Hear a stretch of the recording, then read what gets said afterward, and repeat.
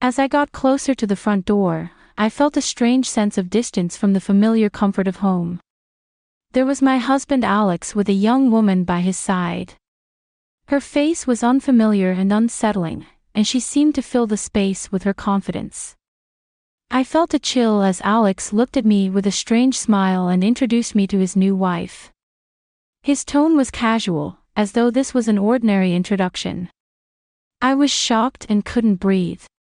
"What are you talking about, Alex?" I asked, trying to understand his cold, detached expression. "This isn't a joke, right?" His reply shattered my last hope. "No, it's real. I'm divorcing you from now on. She and I will live here," he said, gesturing to the woman, who gave me a dismissive look. My mind was filled with dreams and love. It felt impossible that this same man, the one I trusted with everything, was now casting me aside with a stranger at his side. "Alex, why are you doing this?" As I got closer to the front door, I felt a strange sense of distance from the familiar comfort of home. There was my husband Alex with a young woman by his side.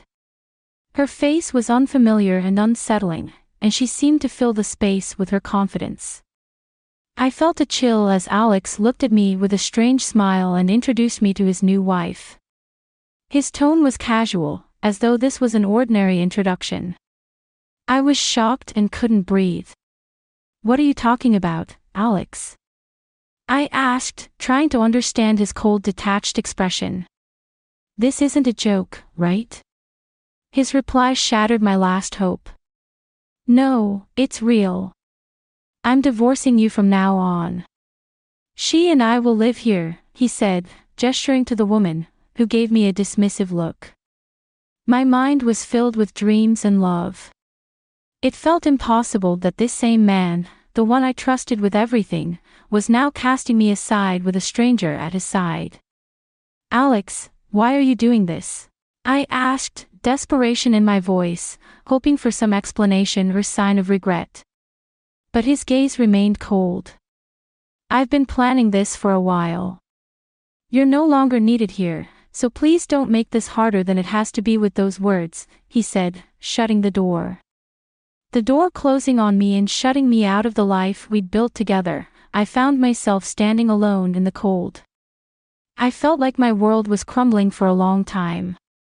I just stood there, paralyzed by disbelief. My name is Rachel, and at 33, I thought I'd figured out my life. I worked as an assistant at my father's small business, helping him keep things running smoothly after my mother passed away. I took it upon myself to care for him and be the daughter he could rely on. My dad and I had a close bond. We had a close bond, built on years of shared memories and mutual support. When I met Alex, it was like a spark of hope, a chance to build my own family and happiness. He joined the business as a manager, and his easy charm won everyone over, including me. I fell hard for his kindness, dedication, and the sense of stability he brought into my life. But now, in the face of his betrayal, I realized that everything I had believed in was a lie. I was left with nowhere else to go. I walked aimlessly through the streets. I was in a daze, trying to make sense of what had happened. Who was this woman and how long had he been planning this? I thought of the one person I could turn to, Alex's mother, Linda. She was strict and reserved, but she had always been supportive in her own way. Calling her was my last option, but I hoped she would at least hear me out. I dialed her number with trembling fingers, and she picked up almost immediately. "Linda, it's Rachel," I began, my voice shaking. I told her everything, and to my surprise, her tone grew icy and determined. "Stay where you are, Rachel. I'll be there soon." Linda arrived. Her face was set with anger. She opened the door and motioned for me to get in. She didn't say a word as we drove back to her house. Once we arrived, Linda made us tea and sat me down. Her expression was a mixture of frustration and concern. "I know Alex had a reckless side," she said, shaking her head. but I never thought he would stoop this low." Her words gave me a glimmer of hope. I wasn't as alone as I felt. Linda, who had always seemed tough and unyielding, was now showing me compassion. "You can stay here as long as you need," she said firmly. "Don't worry. We're going to make sure Alex pays for what he's done." Her support brought me some comfort, but I was still grappling with the betrayal and feeling discarded. I knew I couldn't simply accept this. I had to fight back, and Linda helped me. I felt stronger and more determined to reclaim what Alex had taken from me.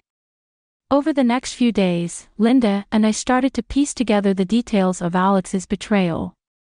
She had connections and resources, and we used them to uncover the depth of his deception. It turned out Alex had been planning this takeover for months. He had been moving assets, manipulating accounts, and hiding information from both me and my father. It was clear he wanted control, not just of our home, but everything my father and I had worked for. Linda was furious, and her anger became fuel for my own resolve. "We're not going to let him get away with this," she said. With her guidance, we gathered evidence and prepared for the confrontation we knew was coming.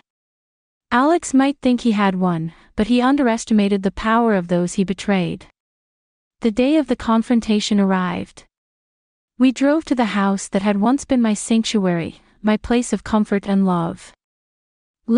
Having Linda by my side gave me strength. Her calm determination was a stark contrast to the turmoil I felt inside as we approached the door. Alex opened it, his face falling as he saw us standing together. "What are you two doing here?" he sneered, attempting to maintain control. Linda stepped forward, her voice cold. "We're here to set things straight. Alex, let us in, or we'll take this to court." Reluctantly, he stepped aside, letting us in. His new wife sat on the couch watching us with a mixture of curiosity and arrogance. Linda presented our evidence, and her expression changed. Her words were sharp, each one cutting through Alex's facade. "You thought you could get away with this, but you were wrong." She asked, her tone dripping with disdain. "Did you really believe no one would find out about your lies and your manipulation?" Alex tried to deflect, but Linda was relentless, presenting proof of his forged documents, his hidden bank accounts, and his betrayal. She said, "You took everything from Rachel." Linda's new husband looked horrified. His confidence disappeared as he realized what Alex had done. She had married a man who had built his life on lies. Now the truth was catching up with them both. As Linda confronted Alex, I watched him squirm under her scrutiny. His once cool demeanor crumbled. "You never cared about anyone but yourself, did you?" I asked, my voice steady but filled with hurt. "You took advantage of my trust and my love. But you're not going to win this." When Alex looked at me, I saw a brief flicker of regret, but it was too little, too late. He had made his choices and now he would face the consequences. Linda didn't let up, pushing him to admit his wrongdoings. As he struggled, I felt a strange sense of closure. The man I had once loved was gone, replaced by a stranger who had betrayed me in the worst way possible. The aftermath was swift. Alex's new wife left him repulsed by the depth of his deception. He lost his position at the company, forced out by a board that no longer trusted him, with no job, no home and no one to turn to. Alex became a shadow of the man he once was. Meanwhile, Linda helped me reclaim my father's business, supporting me as I took on the responsibilities he had once handled with pride. Every day I worked harder, driven by a sense of purpose and the desire to build something real, something honest. Linda, who had once seemed so distant, became my greatest ally, guiding me through the challenges with wisdom and unwavering support. Life began to take on a new rhythm, one that felt both foreign and liberating. I had lost so much, but I had gained something far more valuable, my independence.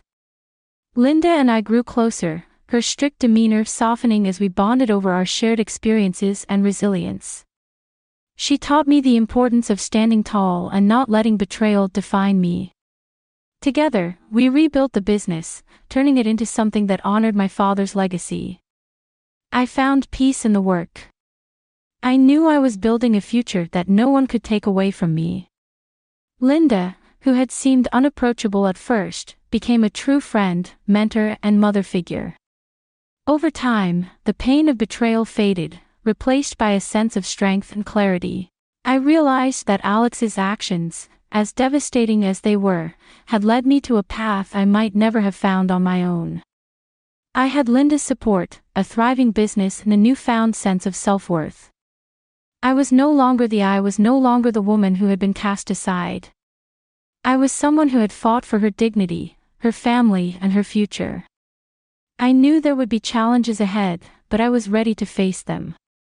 The scars of the past were a reminder of my journey and a testament to the resilience that had carried me through. I was grateful for the lessons the pain had taught me. Linda's presence in my life had been a gift that transformed me in ways I hadn't expected. She showed me that family isn't always defined by blood, but by loyalty, trust, and love. Together, we continued to build a life grounded in these values. A life that honored my father's memory and our shared strength. As the years passed, I looked back on this chapter with pride, knowing that I had emerged stronger, wiser, and more resilient than ever.